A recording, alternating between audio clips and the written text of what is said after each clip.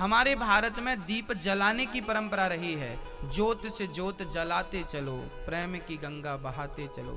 पर विदेशी कल्चर बुझाना जानता है, आज वही कल्चर को भारत अपना बैठा है। आजकल बच्चों का जन्मदिन होता है तो बच्चों से ही दीप बुझाया जाता है। अरे पढ़े लिखे हो, पढ़े लिखे, थोड़ी तो अक्ल होनी चाहिए, कॉमन सेंस भी तो कोई चीज होती है। दीपक बुझाना क्या ये उचित है? आप आरती करते हो भगवान की तो दीप बुझा के कि जला के? दीपावली में दीप जलाते हो कि बुझाते हो? गृह प्रवेश में दीप जलाते हो कि बुझाते हो?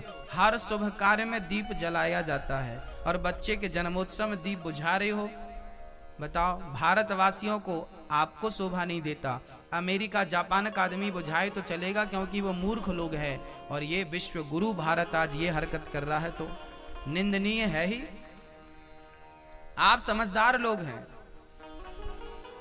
पूरी दुनिया में सबसे ज्यादा शिक्षित भारत में ही हुआ करते थे। अब प्रेजेंट में कितने हैं मैं नहीं जानता। शून्य का आविष्कार भारत ने किया, आर्यभट्ट भारतीय थे।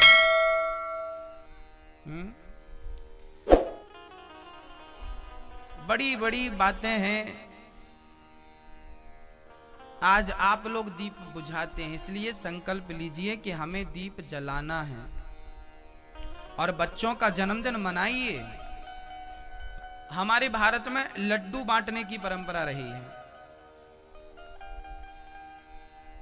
लड्डू क्यों बांटा जाता है?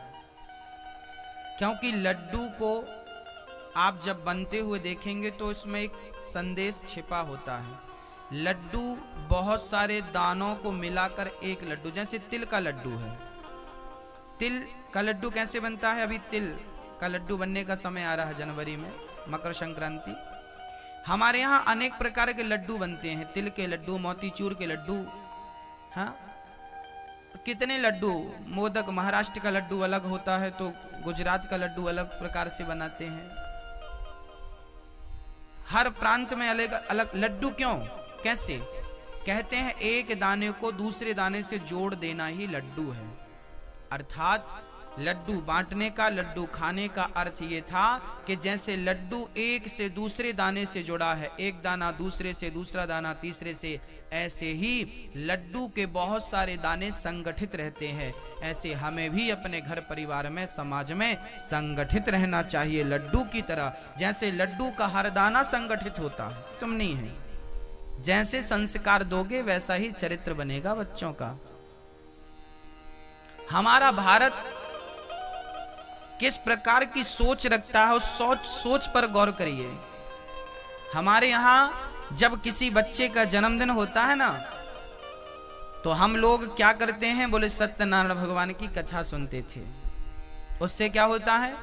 घर पे भगवान का नाम होगा, कीर्तन होगी, इसी बहाने कन्याओं का, ब्राह्मणों का आगमन होगा। वो लोग अन्न खाएंगे तो अन्न भी शुद्ध होगा, कीर्तन होगा तो वातावरण भी शुद्ध होगा। पंडित जी छोटा सा हवन कराएंगे तो घर का वातावरण शुद्ध हो जाएगा। भगवान का और विप्र देवताओं का बच्चों को आशीर्वाद मिल जाएगा, बच्चे दीर्घजीवी बन जाएंगे। यही जन्मदिन था। जन्मदिन में बच्चों को ले जाओ गरीबों के बीच में। ठंडी आ गई है, गरीब बच्चों को स्वेटर बांटो, गरम कपड़े बांटो, बच्चों को जूते चप्पल बांटो, छोटे छोटे गरीब बच्चों को। आपके आसपास जो गरीब लोग हैं उनके पास जाओ, उनसे पूछो भाई आपको क्या असुविधा है। किसी का घर चू रहा है, अर्थात बारिश का पानी घर के भीतर आ रहा है, टप टप टप टप पानी टपक रहा है, और आज आपके बच्चे का जन्मदिन है, तो आपको उसके घर जाना चाहिए और बोलना चाहिए कि भाई आपका घर टू रहा है, चू रहा है। ऐसे वीडियो देखने के लिए आइए सब्सक्राइब कीजिए और कदाश चैनल है, क्या हम आपको मदद कर दें क्या? अरे लोहे की चादर ही दिलवा दो, उसको चद्दर दिलवा दो, छत पे डाल लेगा बेचारा, उसके घर पानी आना बंद हो जाएगा। आप जिस प्रकार की हेल्प कर सकें अपने आसपास के लोगों को, उस प्रकार की हेल्प करना चाहिए, मदद करना चाहिए। यही मानवता है ना? और हम लोग तो हजारों रुपए बच्चे के जन्मदिन में उड़ा देते हैं और बाजू का घर छत टपक रही है, कोई फिक्र नहीं। भाई इंसान वो नहीं है जो केवल अपना देखे।